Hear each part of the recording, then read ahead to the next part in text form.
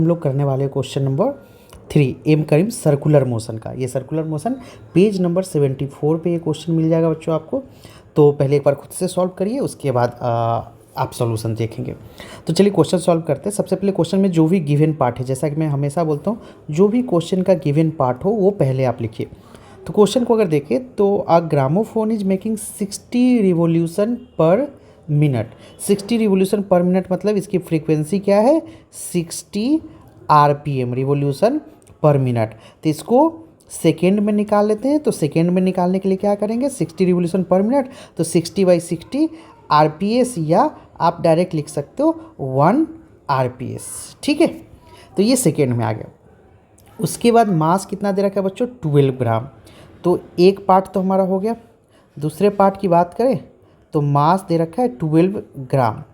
तो 12 ग्राम को आप चाहो तो इसको चेंज कर लो 12/1000 kg। बाद में इसका कैलकुलेशन हम लोग देख लेंगे। डिस्टेंस 10 सेंटीमीटर है बच्चों फ्रॉम इट्स सेंटर। इसका मतलब सेंटर से डिस्टेंस 10 सेंटीमीटर का मतलब क्या होता है बच्चों, रेडियस।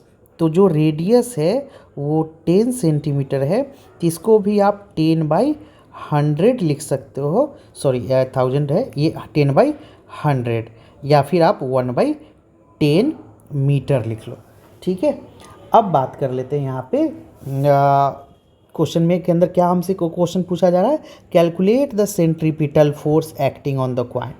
अब जब सेंट्रीपिटल फोर्स की बात आ गई बच्चों, तो सेंट्रीपिटल फोर्स का फॉर्मूला क्या होता है, सेंट्रीपिटल फोर्स का एक फॉर्मूला होता है mv²/r।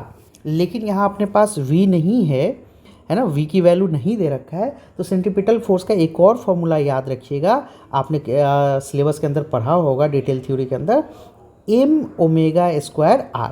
तो जैसा अपने पास गिवन डेटा हो उसके अकॉर्डिंग हम फॉर्मूला यूज करेंगे। अब बात करते हैं, अपने पास मास तो है, रेडियस है ओमेगा, मतलब अपने पास चैलेंज ये है कि हम ओमेगा को कैसे फाइंड आउट करें। तो ओमेगा के लिए सबसे पहले हम लोग ओमेगा फाइंड आउट कर लेते हैं। तो ओमेगा के लिए ओमेगा की वैल्यू लिख लेते हैं। ओमेगा की वैल्यू क्या होता है बच्चों, ओमेगा होता है 2πn। तो ओमेगा की वैल्यू 2πn होता है। इसको यहाँ पे अगर आप पुट करोगे तो आपके पास centripetal force equal to m 2πn का होल स्क्वायर r। थोड़ा सा कैलकुलेशन अगर देखोगे बच्चों, तो कैलकुलेशन आप देखिए, मास की वैल्यू कितना दे रखा है यहाँ पे 12/1000। तो 12/1000 लिख लीजिए। 2π का आप स्क्वायर है तो स्क्वायर करोगे तो कितना आ जाएगा 4π², और n स्क्वायर, n की वैल्यू कितना है बच्चों 1। तो n की वैल्यू 1 है, तो आप लिखो या नहीं लिखो कोई फ़र्क नहीं पड़ता। रेडियस कितना है, रेडियस की वैल्यू 1/10 है, 1/10। तो यहाँ पे 12/1000 इंटू 4 इंटू पाई की वैल्यू 20t/7 का होल स्क्वायर इंटू 1 इंटू 1/10 कर लीजिए। इसको अगर आप कैलकुलेट करोगे बच्चों, तो आपके पास कैलकुलेशन के बाद जो वैल्यू आएगा वो 0.047 न्यूटन आएगा। ठीक है, तो ये आप बेसिक मैथमेटिकल कैलकुलेशन मैं आपके ऊपर छोड़ रहा हूँ। आप बहुत सिंपल कैलकुलेशन है, 22/7 को स्क्वायर में आप ब्रेक कर लेंगे फिर से, और बाकी सिंपल डिवाइड करके आपके पास ये वैल्यू आ जाएगी। तो ये तो अपने पास हो गया क्वेश्चन नंबर 3। अब बात करते हैं क्वेश्चन नंबर 4 की ओर चलते हैं। तो क्वेश्चन नंबर 4 में अगर हम लोग देखें तो क्वेश्चन नंबर 4 अपने पास यहाँ पे, आप भी चाहे तो बुक से रेफ़र करिएगा। क्वेश्चन नंबर 4 में भी सेम काम हम लोग करेंगे, जो भी डेटा अपने पास गिवन है वो हम लोग इसमें लिख लेते हैं, है ना।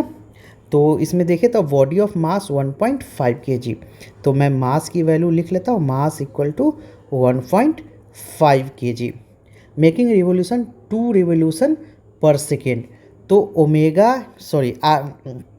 आरपीएस जो है 2 आरपीएस है ना, 2 रोटेशन पर सेकेंड, आरपीएस की वैल्यू 2 है। In a circle of radius 0.25 metre. तो रेडियस की वैल्यू 0.25 मीटर है। ठीक है, तो अब आरपीएस अपने पास दे रखा है, तो सबसे पहला काम हम लोग क्या कर लेते हैं, ओमेगा निकाल देते हैं। ओमेगा की वैल्यू होता है बच्चों 2πn, और n दे ही रखा है आपके पास 2 आरपीएस। तो 2π इंटू 2 4π, ओमेगा की वैल्यू अपने पास 4π आ गया। तो ये सारा डेटा अपने पास गिवन है। अब आते हैं कैलकुलेट, हमें क्या करना है बच्चों, कैलकुलेट करना है लीनियर वेलोसिटी। तो लीनियर वेलोसिटी चलिए एक एक करके अब कैलकुलेट करते हैं अपने पास। तो लीनियर वेलोसिटी का फॉर्मूला क्या होता है बच्चों, सबसे पहले क्वेश्चन में अगर बात करें तो लीनियर वेलोसिटी मतलब v, लीनियर वेलोसिटी का फॉर्मूला, आप ये फॉर्मूला जरूर याद रखिएगा बच्चों, फॉर्मूला होता है ओमेगा आर। ओमेगा की वैल्यू हमने 4 पाई यहाँ पे निकाला है, 4 पाई, और रेडियस की बात कर लें यहाँ पे तो रेडियस अपने पास दे रखा है क्वेश्चन के अंदर 0.25। तो बस अब आपको क्या करना है, इसको आप आप अगर कैलकुलेट करेंगे तो 4 पाई इंटू 25/100, 4 से ये 25 टाइम्स कट जाएगा, 25 टाइम्स यानी पाई, यानी v की वैल्यू पाई की वैल्यू कितना होता है 3.14 मीटर पर सेकेंड। तो ये तो अपने पास आ गया बच्चों क्वेश्चन नंबर 4 का पार्ट 1 का आंसर। अब पार्ट 2 अगर देखेंगे तो सेंट्रीपिटल एक्सेलरेशन पूछा जा रहा है बच्चों, सेंट्रीपिटल एक्सेलरेशन। अब सेंट्रीपिटल एक्सेलरेशन की अगर मैं बात करूँ तो चलिए सेंट्रीपिटल एक्सेलरेशन, तो सेंट्रीपिटल एक्सेलरेशन इसका पार्ट 2 सॉल्व करते हैं। AC equal to v² r। अब v² की वैल्यू कितनी दे रखी है, v² हमने अभी निकाला, आप पाई लिख लीजिए, है ना, for simplicity I am writing pi square upon r की वैल्यू कितना है 0.25, ठीक है। अब अगर आप बुक में देखेंगे तो सारे न्यूमेरिकल वैल्यू है ना, तो आप इसको ऐसे कर लीजिए 0.25, तो 3.14 इंटू 3.14 अपॉन, अब 0.25 है तो इसको 25 रहने दीजिए, ऊपर 100 कर लेते हैं, तो 25 से 4 टाइम्स, इसको आप सिंपल 3.14 इंटू 3.14 इंटू 4 अगर आप करते हो बच्चों तो यहाँ पे अपने पास आ जाएगा लगभग ये 40 मीटर के आसपास, जो हमारा आंसर है अप्रॉक्स 40 मीटर आ जाएगा, ठीक है, 40 मीटर।